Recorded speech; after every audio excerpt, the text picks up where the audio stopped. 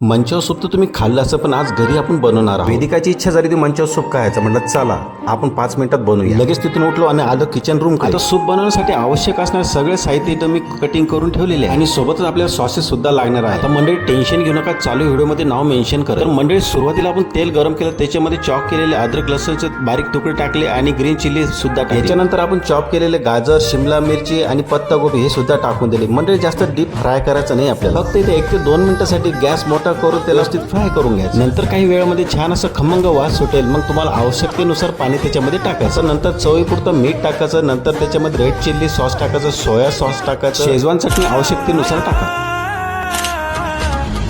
आता त्याला छानशी उकळी सुटू द्या. त्यानंतर त्याच्यामध्ये टोमॅटो केचप ऍड करा. हे सगळं झाल्यावर त्याला मस्तपैकी उकळी लागू द्या. गॅस कमी करा आणि त्याच्यामध्ये कॉर्नफ्लॉवर ऍड. कॉर्नफ्लॉवरमुळे काय होतं, ते सेट व्हायला, त्याला गाढापण यायला त्याला मदत होते. फायनली मंडळी आपले मंचाव सूप 5 ते 10 मिनिटांमध्ये इथं तयार. आता मस्तपैकी एका वाटीमध्ये ते सूप घ्यायचं. त्याच्यामध्ये फ्राय केलेले नूडल्स टाकायचे, त्याच्यामध्ये पत्तागोबी स्लाइस टाकायचे आणि वरून थोडीशी कोथिंबीर टाकायची. आपली सूप आमच्या वेदिकेनं खाऊन बघितलं, तिला तर खूप आवडलं. तर मंडळी तुम्हाला आजचा व्हिडिओ कसा वाटला नक्की कमेंट करा, शेअर करा आणि सबस्क्राईब करायला विसरू नका.